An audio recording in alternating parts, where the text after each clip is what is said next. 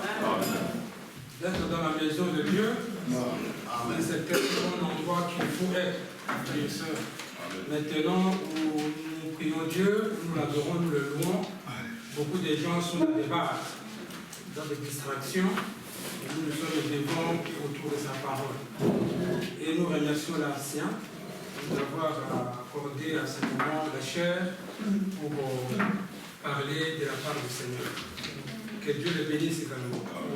Nous pouvons nous lever pour lire la parole de Dieu, qui sera donc la continuité de ce que nous avions vu depuis le mercredi passé.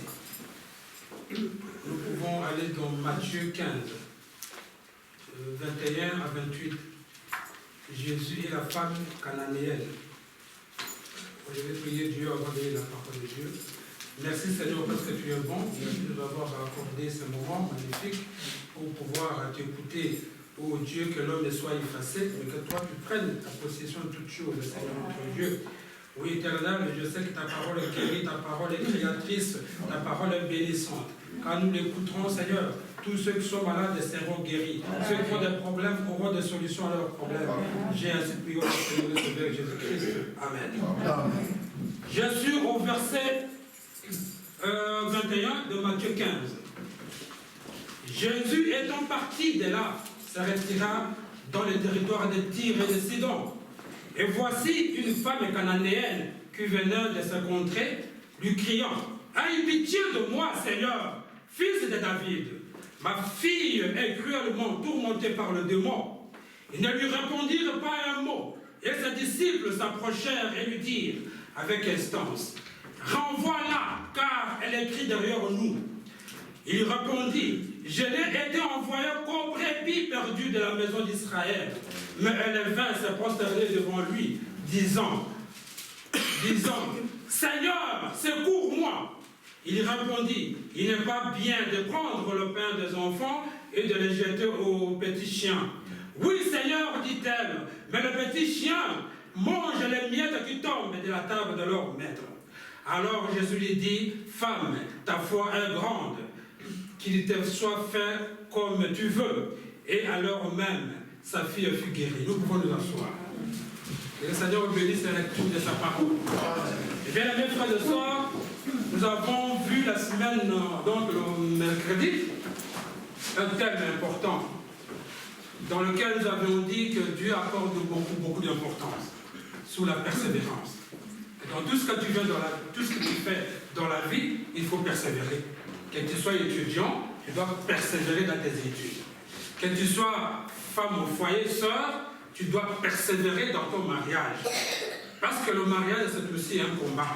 Mes frères et sœurs, tu ne dois pas abandonner ton combat. Tu dois aller jusqu'au bout. Tu dois persévérer. Même dans ton travail, il y a toujours des problèmes. Il faut toujours persévérer. Il ne faut pas se dire qu'il y a le racisme. Je vais laisser travailler. Je vois qu'en tout cas, ces gens ne m'aiment pas. Mes frères et sœurs, tant que tu es chrétien, sache qu'on ne t'aimera pas. Même Jésus lui-même n'a pas été aimé. Si le Christ n'a pas été aimé, penses-tu que toi tu seras aimé? Non. Qu'il faut toujours persévérer. Et là, mes frères et sœurs, dans tout ce que tu fais, il faut persévérer. Nous avions vu que même les cyclistes, quand ils font par exemple le Tour de France, nous le voyons comment ils se battent pour avoir un prix, pour gagner, mes frères et sœurs. Ce n'est pas du tout facile. Ils montent, ils pédalent dans des montagnes pour gagner le prix. Mais le problème, c'est qu'à chaque fois, quand on arrive vers la ligne d'arrivée, qu'il y a des accidents, qu'il y a des chutes. Parce qu'à ce moment-là, tout le monde lance ses forces pour pouvoir remporter son prix. Alors, mes frères et sœurs, alors ils se mettent même debout en train de pédaler. Et là, maintenant, ils se cognent les épaules et les autres tombent à gauche et à droite. Mais là, maintenant, si tu ne fais pas attention, tu seras entraîné par la chute des autres. Alors, mes frères et sœurs, même dans la vie spirituelle, il faut faire attention de ne pas s'entraîner à la chute des autres. Si quelqu'un est tombé, il fera tout pour entraîner les autres dans sa chute. Alors, mes frères et sœurs, ça c'est l'attitude, le comportement humain. Un être humain se comporte de cette façon. Quand il tombe, il veut que tout le monde tombe avec lui. Quand il perd, il veut que tout le monde puisse aller dans sa perte. Alors, à ce moment-là, toi, tu dois faire attention et ne pas te faire entraîner dans la chute des autres. Et là, mes frères et sœurs, et nous avons essayé de comprendre que dans tout ce que nous faisons dans la vie, il faut fournir des efforts. Alléluia. Sans effort, on n'a rien. Pourquoi? Parce que le royaume de Dieu, c'est un royaume de sacrificateurs. Quand on dit sacrificateur, on voit le terme de sacrifice. C'est-à-dire, tu dois te sacrifier. Il faut quitter sa maison, prendre le train, ou le bus, ou le métro, pour venir à l'église. L'église n'est pas derrière sa porte de la maison. Il faut faire un effort. Il faut s'élever. Il faut faire tout pour venir apporter sa dîme, l'offrande. Tout ça, ce sont des sacrifices à faire. Et là, mes frères et sœurs, nous avons aussi vu que le royaume de Dieu, c'est un royaume de vainqueurs. Si tu veux avoir une couronne et ta gloire, il faut vaincre. C'est ça qu'Apocalypse nous dit, que c'est lui qui vaincra aura la couronne de la gloire. Et là, mes frères et sœurs, donc n'abandonne pas. Nous sommes obligés de nous battre pour remporter le prix de la vocation céleste. Et là, mes frères et sœurs, nous avions essayé aussi de définir le terme même, persévérer. Nous avions dit que persévérer, c'est continuer. Il ne faut pas s'arrêter. Il faut continuer. Même si tu es malade, il faut s'élever, aller à l'église. Alléluia. Même si tu as un problème de santé, tu dois persévérer dans les promesses de Dieu.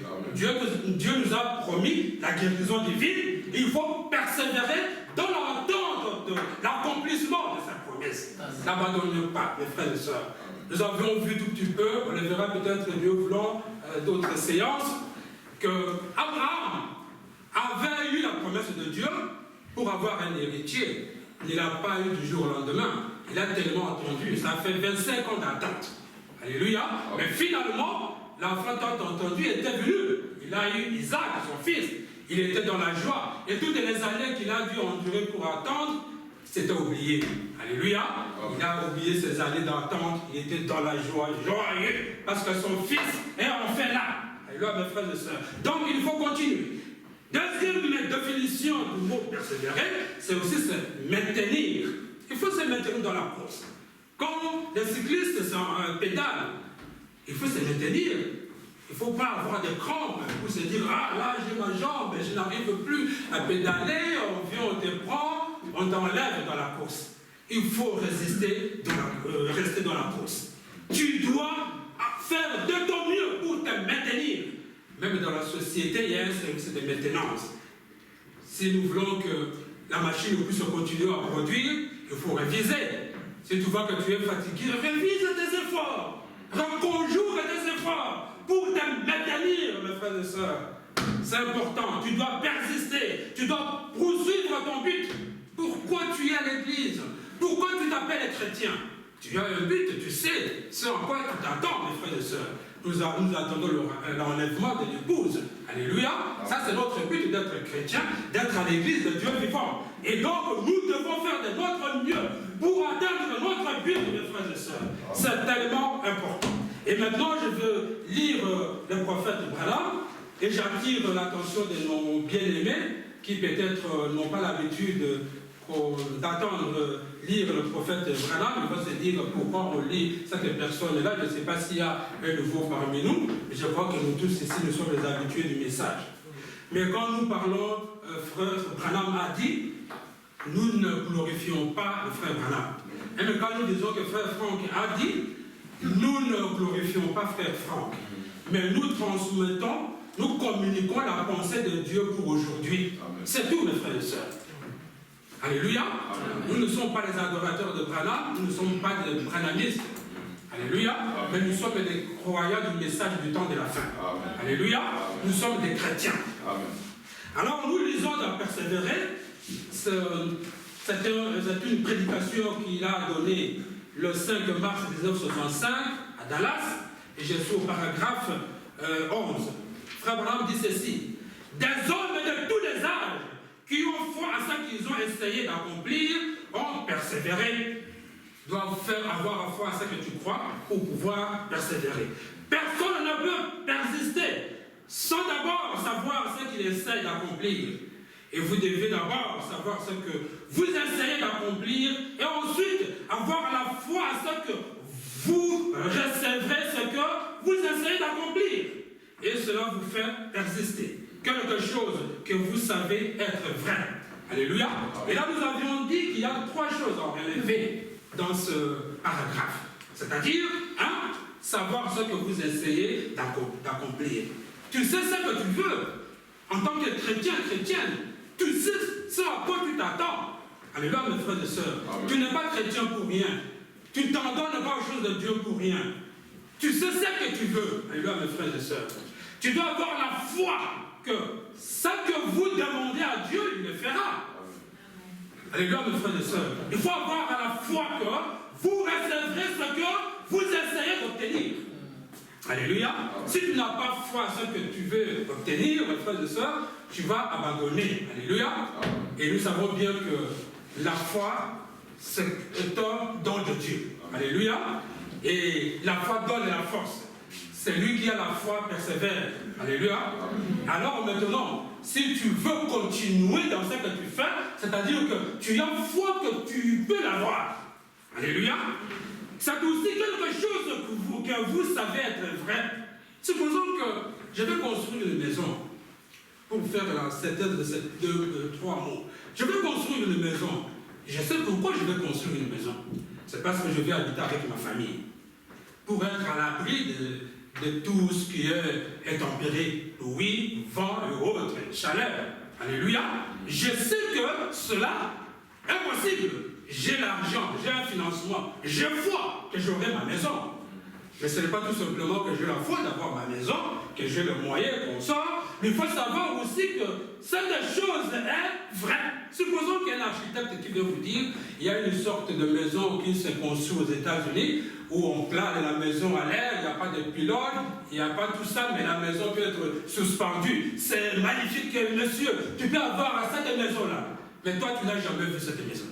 Tu vas te dire, non, je ne peux pas persévérer à financer un tel projet, parce qu'il n'existe pas une telle maison. Et là, mes frères et sœurs, tu vas dire, non, tu ne vas pas t'attarder à financer un tel projet. Parce que ce n'est pas vrai. Et quand tu sais bien que la maison sera construite dans les normes que tout le monde construit, tu sais que c'est vrai, et bon, tu investis de ton temps, de ton moyen. Alors, mes frères et sœurs, et le frère Branham descend plus bas au paragraphe 12, de dire que c'est comme ça qu'a fondé la foi. La foi n'est pas fondée sur un mythe de femmes, de considérations humaines, de choses imaginaires, et sur quelque chose que, eh bien, simplement de dire, va faire ceci, ou faire cela, sur la parole des hommes. Non, mais la foi, ça repose éternellement sur la parole du Seigneur, sur la parole de Dieu qui est la Bible. Donc, la foi a comme soubassement la parole de Dieu, la Bible. Et c'est là qu'on dit en français que les remèdes se poignardent et les gens se divisent. Se disent, voilà, le frère Branham a dit que la foi est posée sur la Bible. Et nous abandonnons tout, nous abandonnons le sein du temps d'enfer, nous en donnons à la Bible. Ce n'est pas une bonne façon de chercher à comprendre les choses de Dieu. Ça, tu deviens un homme déséquilibré dans la foi. Alléluia. Il faut être équilibré. Et si nous descendons au paragraphe 13, il dit ceci. Alors, nous croyons que la Bible est la parole infaillible de Dieu. Alléluia. Nous croyons qu'elle est l'entière révélation de Jésus-Christ. Vous comprenez que dans ce qu'il a dit que la Bible est notre référence principale, mais il y a l'élément important que les frères Branham me relèvent, la révélation. Alléluia. Et donc, nous devons marcher avec 2 choses là. La parole de Dieu qui est la Bible et la révélation de la Bible. Nous sommes là sous forme d'un oiseau. Un oiseau a des ailes. Alléluia, mes frères et sœurs. Sans notre aile, il ne pourra pas bien voler, ou il ne volera pas du tout, mes frères et sœurs.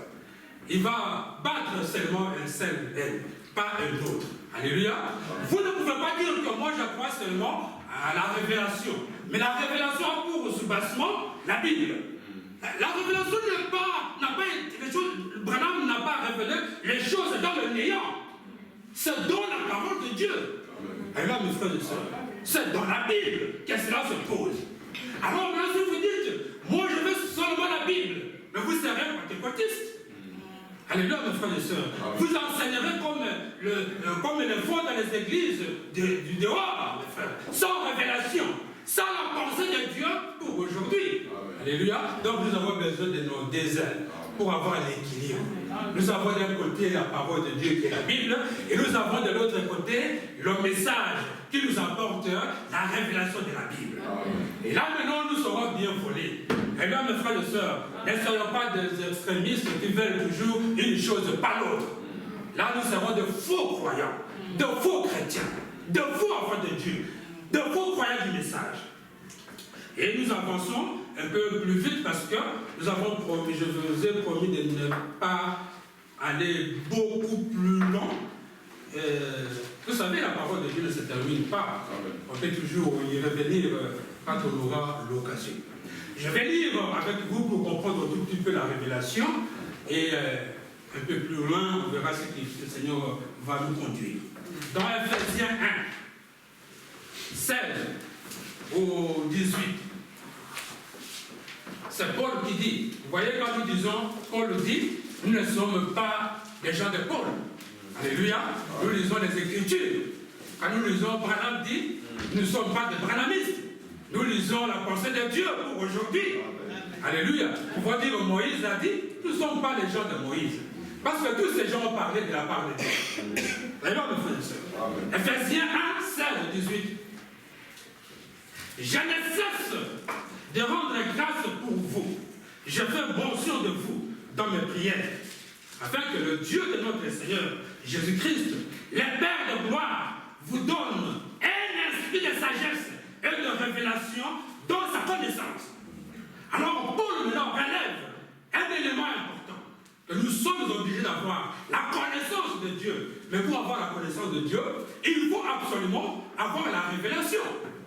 C'est la révélation qui nous donne la connaissance des choses de Dieu. Alors, mes frères et sœurs. Et maintenant, il ajoute au 18, il dit qu'il illumine les yeux de notre cœur.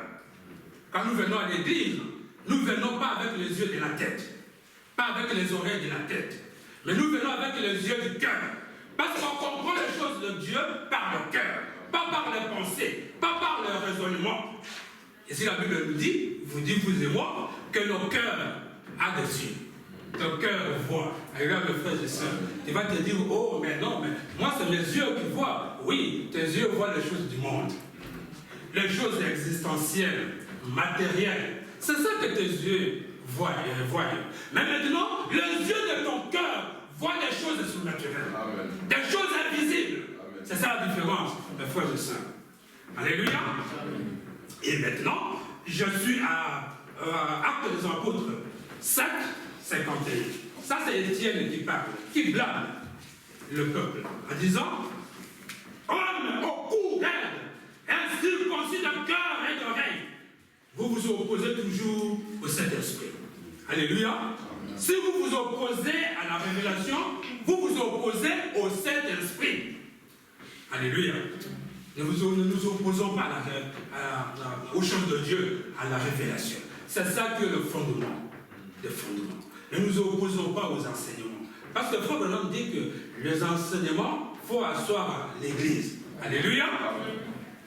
Alors maintenant, je veux vous parler plus précisément de la révélation, que la révélation est la clé de la persévérance. Si vous voulez persévérer dans la vie, il faut avoir la révélation de ce que vous voulez faire. Alléluia. Quand vous avez la révélation, c'est-à-dire vous avez l'entière connaissance de ce que vous voulez faire. C'est ça que je veux dire. Tu ne peux pas persévérer si vous n'avez pas une connaissance exacte de ce que vous voulez faire. Alléluia. Et maintenant, la Bible que nous avons est unique. Mais son interprétation est tellement différente. Les uns ont la lettre et les autres ont la révélation. C'est pour cela que je viens de dire que ce n'est pas bien que les uns aient la révélation et les autres aient la lettre. Mais nous devons avoir les deux. Alléluia, mes frères et sœurs. Si vous n'avez que la révélation, sans la parole, vous n'irez pas loin. Vous allez rétrograder dans la foi. Vous serez fatigué, vous abandonnerez. Eh bien, mes frères et sœurs, Ayons le deux à la fois pour bien voler. L'aigle vole avec deux ailes. Tout oiseau d'ailleurs vole avec deux ailes pour aller loin. Sans une autre aile, tu tomberas, tu dégringoleras, mes frères et sœurs. Et ça sera une chute mortelle. Alléluia. Amen. Je vais lire dans Révélation de Jésus-Christ, prêché le 4 décembre 1960, au paragraphe 131. Je voudrais lire le prophète pour que vous compreniez que ces choses ne viennent pas de moi. Qu'il n'y ait pas confusion. Pourquoi? Parce qu'il est l'interprète divin de la parole divine écrite. Il est la bouche autorisée dans notre âge. Et là, mes frères et sœurs. Et nous n'ayons pas honte de dire, de lire ce qu'il a dit. Ce sont ces témoignages, mes frères et sœurs. Alors, je lis cela au paragraphe 131, Révélation de Jésus-Christ, du 4 décembre 1960. Satan déteste le livre d'Apocalypse et le livre de Genèse. Je l'ai écrit ici, dit-il. C'est tout à fait vrai. Bon, pourquoi déteste-t-il la révélation? Pourquoi est-il si opposé à la révélation? Réponse. Il dit, c'est parce que le canon entier de la parole de Dieu et de l'Église de Dieu est solennellement établi sur la révélation. Amen. Le canon entier de la Bible et de la parole de Dieu est solennellement. Quand il dit solennellement, c'est-à-dire quelque chose qui est fait avec une cérémonie pour donner honneur. Alléluia. Amen. Et donc, sans la révélation, la Bible est nulle. Et là, mes frères et sœurs, la Bible est nulle. L'Église aussi le sera. Sans la révélation, l'Église est nulle. Sans la révélation, la Bible est nulle, comme tout autre livre. Et là, mes frères et sœurs, est-ce que le proverbe ne dit-il pas dans le proverbe 29 ou 17 que quand il n'y a pas de révélation, le peuple est sans frein? Alors, mes frères et sœurs, si vous êtes un enfant de Dieu, un enfant du message, quand on vous invite dans une fête et qu'on met la musique mondaine, tu arrives là, tu as envie de danser parce que tu aimes cette musique-là. Mais quelque chose à l'intérieur de toi, tu dis, ne danse pas la musique du monde. Parce que tu vas adorer Satan. Tu adores Dieu à l'église. Tu vois que tu as les freins. Et là, tu freines et tu dis, oh non, je suis un enfant de Dieu. Je ne peux pas faire une telle chose. Je ne peux pas danser. Je ne peux pas boire de l'alcool. Je ne peux pas fumer. Je ne peux pas insulter. Je ne peux pas aller dans des milieux comme ça. Tu freines toujours ta vie. Ta vie n'est pas une vie de aller. Mes frères et sœurs. Un enfant de Dieu a des freins dans ses pieds, dans ses pieds. Pour lui éviter des catastrophes, des accidents mortels. Mes frères et sœurs, ayons des freins à nos pieds. Alléluia. Dans nos comportements. N'allons pas pour aller parce que les gens le font. Parce que mes amis le font. Mes amis, tes amis ne sont pas toi. Amen. Mes frères et sœurs, le jour que tu mourras, tu auras Dieu en face de toi. Amen. Tu n'auras pas tes amis. Tu n'auras même pas tes enfants, ni ton mari, ni ta femme. Tu seras seul devant Dieu. Et Dieu jugera ton comportement sur la terre. Cet homme avait-il des frères à s'épiner? Alors, mes frères et sœurs, autrement dit, avait-il de révélation? Alléluia. Beaucoup de frères aiment la lettre. Bible, et non la révélation de la lettre. Très bien. Bible, c'est bien. C'est notre Urim et Thummim. On verra tout cela. C'est bien. Mais que veut dire Urim et Thummim? Ça veut dire aussi la révélation et parole. On verra cela si Dieu le permet. Amen, mes frères et sœurs. Dans Hébreux chapitre 5, 8, deuxième partie, au paragraphe 18. Ce n'est pas Hébreux dans nos livres, dans nos Bibles. C'est une prédication de frère Branham. Hébreux chapitre 6, 5. Deuxième partie, au paragraphe 18. La Bible, frère Branham dit ceci.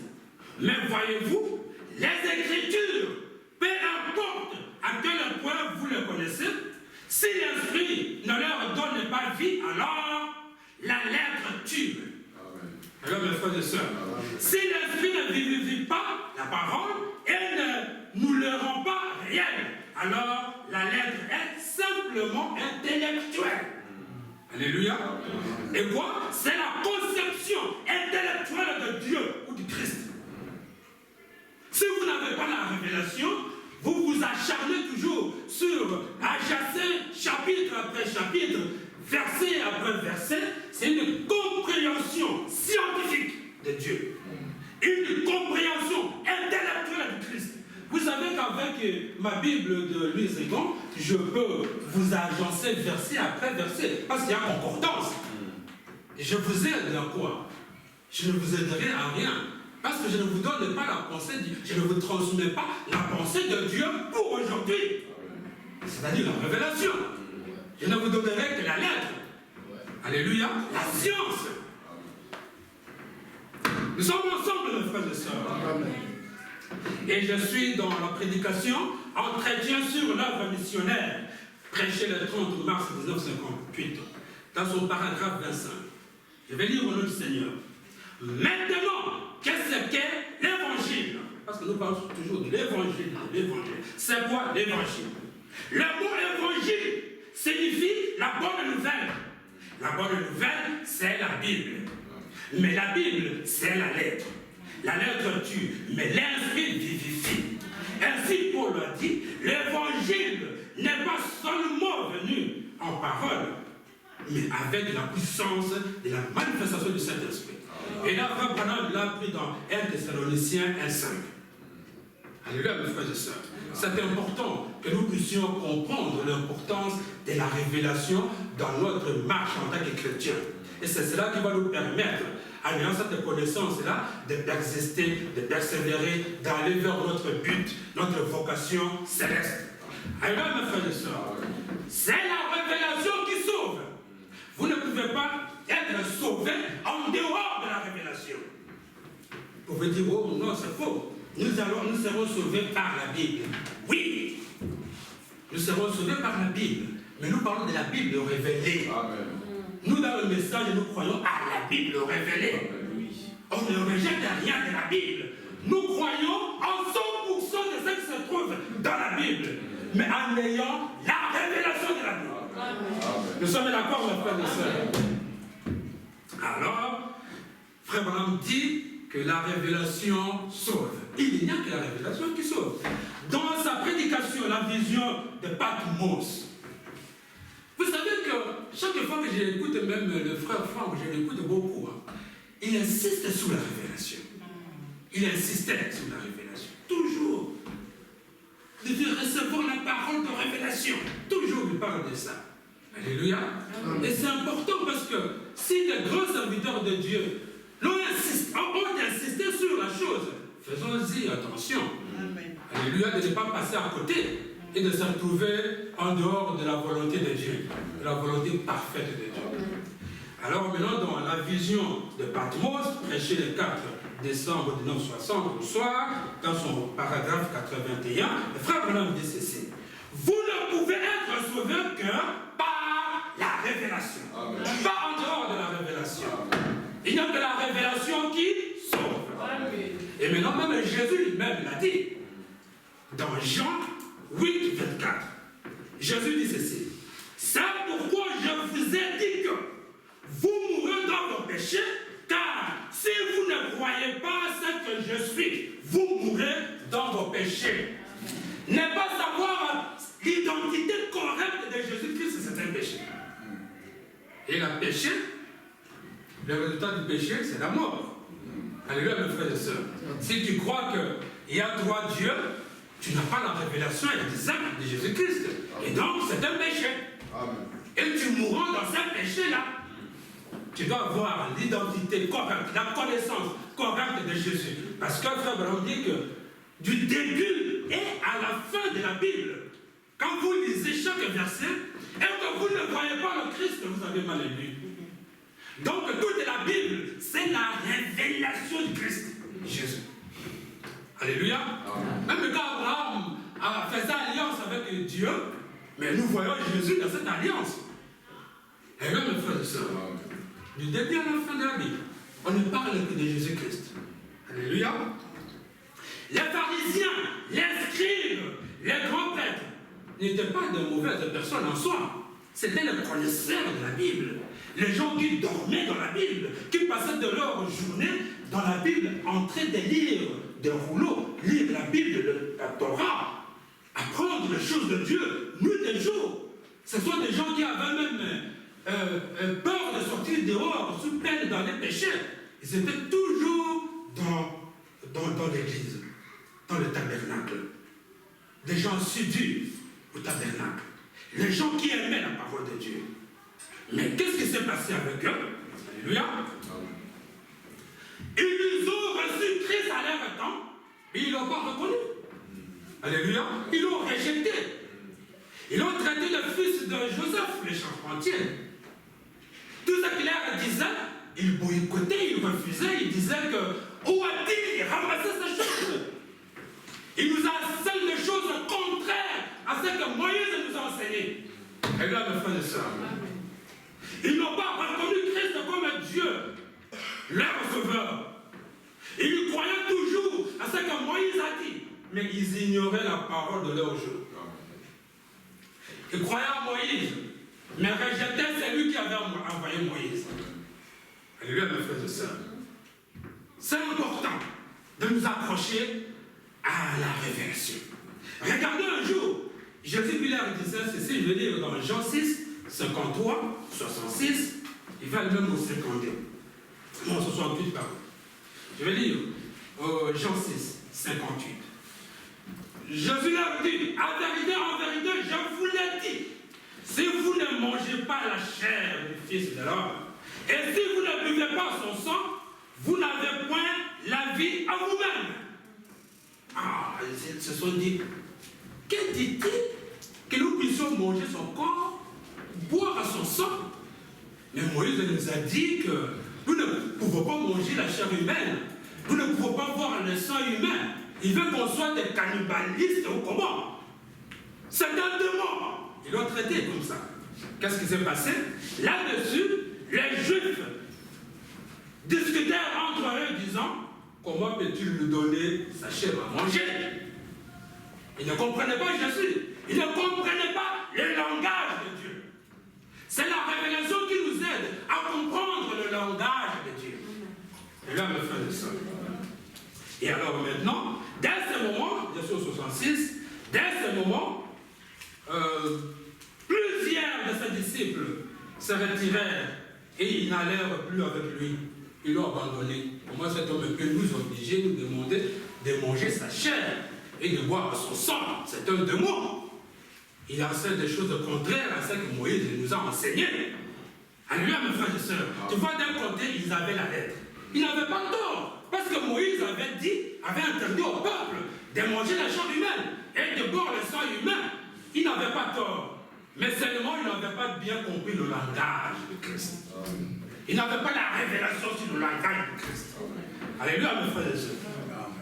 Et Jésus donc dit aux 12, et vous, ne voulez-vous pas aussi vous en aller? Les autres sont partis. Mais vous, que faites-vous? Vous restez ici, faire quoi? Écoutez la réponse de l'un des disciples. Pierre, Simon Pierre. Simon Pierre lui répondit, Seigneur, à qui irions-nous? Tu as la parole de la vie éternelle. Tu vois, là où les autres voyaient, comprenaient la chair, Pierre comprend la parole. Parce que Pierre avait la connaissance, avait la révélation. Et là, mes frères et sœurs, pendant que Jésus parlait de manger son corps, c'est-à-dire écouter la parole et comprendre la chair humaine. Alors, mes frères et sœurs, et ils ont abandonné la vie éternelle à cause de mal comprendre les choses. La confusion. Alléluia, mes frères et sœurs. Et Simon Pierre nous répondit, Seigneur, à qui irions-nous? Tu as la parole de la vie éternelle. Et nous avons cru, nous avons connu que tu es le Christ, le Saint de Dieu. Amen. Alléluia, mes frères et sœurs. Amen. Soyons les enfants de la révélation. Amen. Ceux qui ont les faits dans leur opinion, qui ne vont pas comme cela. Alléluia, jusqu'à se perdre. Il y a quelques semaines, on nous a parlé de la question que Jésus avait posée à ses disciples. Que disent les gens que je suis? Alléluia. Les gens ont-ils répondu? Les uns disent que tu es l'un des prophètes. Les autres disent que tu es Élie. Ok, ça c'est eux qui le disent. Mais vous, qui êtes avec moi, nuit et jour, qui dites-vous que je suis? Eh bien, mes frères et sœurs, et c'est toujours notre précieux frère Simon qui répond. C'est dans Matthieu 16, verset 17. Jésus répond la parole et lui dit, tu es heureux, Simon, fils de Jonas, car ce ne sont pas la chair et le sang qui t'ont révélé cela, mais c'est mon Père mon Père qui est dans le cieux. Alors, alléluia, mes frères et sœurs. Et moi, je te dis que tu es Pierre et que sur ces rocs, je bâtirai mon église. Donc, l'église de Dieu est bâtie sur le roc de la révélation. Alléluia. Mais souvent, d'autres traductions disent sur tu es Pierre et sur cette pierre. Non, non, non, non. Même frère Franck disait que, j'ai vu ça dans une prédication, il disait que ce n'était pas une bonne traduction. Alléluia. C'est-à-dire que tu es Pierre, petite pierre. Et pas sur la pierre que je bâtirai mon église, non, sur le roc. Donc, Pierre, c'est Pétrus, petite pierre. Alléluia. Amen. Vous et moi, nous sommes des pierres vivantes. Nous sommes des petits dieux. Amen. Ce n'est pas sur nous, des petites pierres, que l'église sera fondée. Non. Non. Mais sur le roc, le roc de la révélation. Amen. Qui est, ce n'est pas Pétrus, mais Pétra. Grosse roc. Vous voyez, quand les enfants de Dieu étaient dans le désert, ce n'était pas la pierre qui les suivait. Ce n'est pas la pierre des anges, mais le rocher des anges. Eh bien, mes frères et sœurs, donc vous voyez qu'il y a rien que la traduction s'appelle nous induire en erreur. Et ça induit les catholiques en erreur. Quand ils ont vu que c'est sur Pierre que la parole de Dieu est bâtie, maintenant ils ont nommé un Pierre avec une cathédrale de Saint-Pierre. Eh bien, mes frères et sœurs, alors que la Bible ne disait pas, Jésus ne disait pas que sur Pierre, que la parole de Dieu, l'église sera bâtie, mais sur le roc, sur lui-même Jésus-Christ. Amen, mes frères et sœurs. Alors ils l'ont nommé premier évêque à Rome. Alors qu'on sait bien que les évêques ne se marient pas. Mais Pierre était marié. Et même frère Branham dit qu'il me montre, même dans l'histoire contemporaine ou dans la Bible, où est-ce que Pierre a mis ses pieds à Rome? Non, ce n'était pas Pierre. Et là, mes frères et sœurs, Pierre n'a jamais été à Rome. Ils ont confondu Pierre de Paul. C'est Paul qui a été à Rome, qui a rencontré l'empereur romain. Et là, mes frères et sœurs, ce n'était pas Pierre. Tu vois que quand on n'a pas la révélation, et on se conduit dans le désordre. Et on conduit les enfants de Dieu dans le désordre. Comme ils nous ont dit, comme la Bible dit que Ève avait mangé un fruit. Vous voyez comment est-ce que même à l'école on apprenait, on voyait un petit serpent comme ça, avec la pomme à la bouche, et donné à Ève. Tu vois, et les gens consommaient cela. Alors que c'était un mensonge. Donc la parole de Dieu doit être dite dans sa clarté, mes frères et sœurs, sans avoir honte de citer les mots. Dans le souci de transmettre la vérité. De génération en génération, on a pensé que le serpent avait mangé un fruit. C'est faux et archi faux, mes frères et sœurs. Comme nous avons reçu la révélation, dans notre âge, nous le verrons, Dieu nous a révélé au travers de son serviteur. Amen. Un prophète, c'est quelqu'un avec qui Dieu parle de bouche à bouche. Amen. Comme je l'ai dit le mardi, que Dieu lui a dressé une sorte d'écran de télévision et lui lance les images. Et il voit un homme. Il reste quelqu'un qui ressemblait à un homme. Il dit, ah, c'est qui celui-là? Dieu lui dit, ça c'est Ève. Et ça c'est le serpent. Oh, mais on dit que le serpent, il est comme nous le voyons, dans son état actuel. Non, non. Lui dit-il, le serpent était la nature la plus proche de l'homme physiquement. Quel est le chimpanzé et les autres animaux, les autres singes et consorts? Il avait les mêmes ADN que l'homme. Alors, mes frères et sœurs, il pouvait transmettre sa sémence à la femme. Et la femme pouvait concevoir. Et lui, mes frères et sœurs. Amen. Et le frère Branham Mike, il est venu nous dire, retournons à la Bible. C'est ça le retour à la Bible, hein, que beaucoup de gens ne comprennent pas. Oh non, le message, le retour au fondement de la foi apostolique, c'est le retour à la Bible, frère. la Bible nous amène de révélation.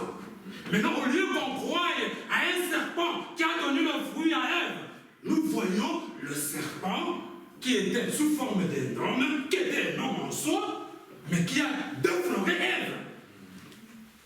Alors, mes frères et sœurs, c'est important de le savoir.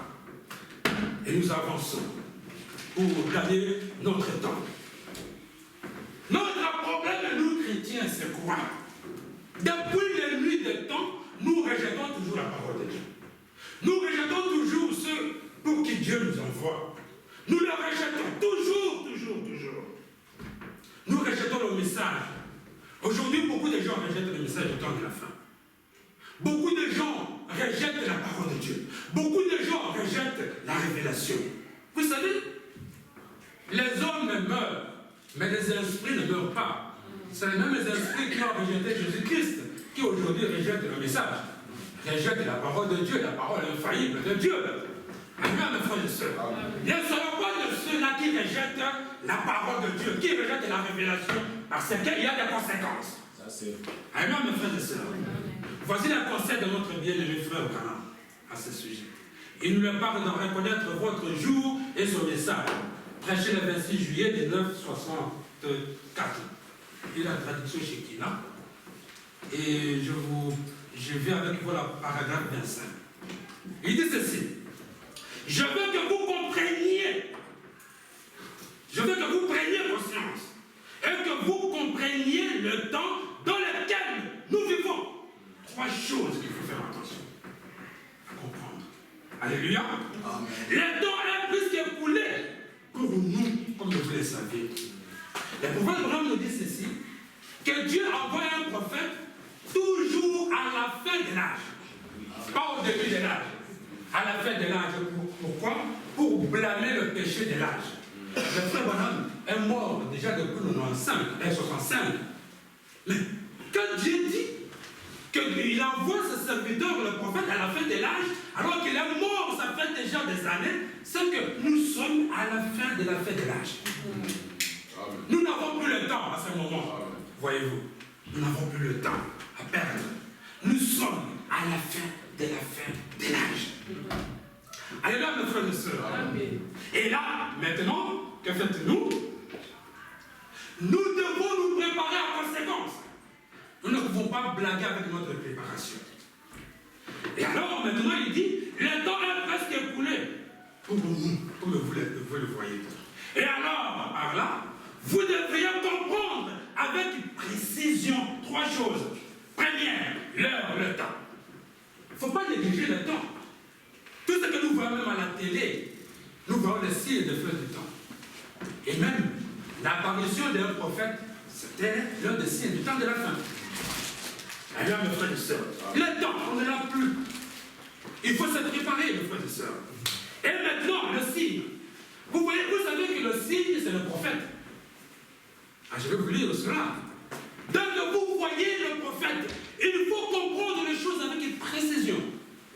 Que nous sommes à la fin. Parce que le prophète vient à la fin du temps, à la fin de l'âge. Alors, mes frères et sœurs, et que vous devez aussi comprendre avec une précision le message que vous recevez. Un enfant de Dieu ne mange pas n'importe quoi. Ne goûte pas n'importe quoi. Nous sommes des aigles. Nous mangeons toujours la viande fraîche. Alors, mes frères et sœurs, nous ne sommes pas de corbeaux qui mangent la viande pourrie. Non. Là où s'assemble le corps, c'est là où il y a le corps, c'est là où s'assemblent les aigles. Et là, mes frères et sœurs, pour manger la chair. Il y a un grand aigle qui a été auprès de Dieu et Dieu lui confie le message du temps de la fin. Amen. Parce qu'il parlait de bouche à bouche avec Dieu. Mais regarde, lui vient en tant que grand aigle. Vous voyez comment est-ce que l'aigle fait manger ses enfants? De bec à bec. Et là, mes frères et sœurs, le message du temps de la fin, nous le mangeons de bec à bec. Amen. Il n'y a pas d'intermédiaire. C'est des becs avec. Amen. Et une viande saignante. Amen. Qui vient d'être tuée aujourd'hui, maintenant, que nous mangeons. Pas la viande qui a été tuée il y a 2 jours, 3 jours. Ce n'est plus à nous. Et là, mes frères et sœurs. Amen. Et donc, à À chaque âge, Dieu envoie toujours une portion de la parole qui concerne cet âge. Et là, mes frères et sœurs, la manne d'hier ne nous servira plus à la manger aujourd'hui. Alléluia. Si nous disons que nous prêchons Noé, est-ce qu'il y a la pluie pour que nous puissions entrer dans l'arche? Non. Mais c'est un type. L'arche est un type du Christ. Mais ce n'est pas quand nous apprenons Noé que nous nous préparons pour une sorte de pluie. Dieu a pris l'alliance avec le monde qui ne détruira plus le monde avec le sol. Mais quand nous apprenons Noé, quand nous apprenons la sortie d'Israël en Égypte, c'est un type pour nous. Mais ce n'est pas une compréhension littérale de la chose. Ce n'est plus la nourriture d'aujourd'hui. Mais c'est un type. Alors, mes frères et sœurs, nous pouvons donc avancer. Pour vous donner la précision qu'un prophète est un signe, vous pouvez aller lire dans sa prédication signe, prêché le 1er septembre 1963, il dit ceci: Noé était un signe pour sa génération. Alors, mes frères et sœurs, Élie était un signe pour la sienne. Jean-Baptiste était un signe pour la sienne. Et il dit ici, hélas, le peuple, pour qu'il le signe, voyez-vous, tous, le message de l'heure est un signe. Ah oui. Le message de l'heure est un signe. Le message et le messager sont un. Le message est un signe. Le prophète de l'âge est un signe. Alléluia, mes frères et sœurs. Hélas, le peuple, pour que le message ou le signe arrive, tire le signe. Vous savez, Noé a été rejeté.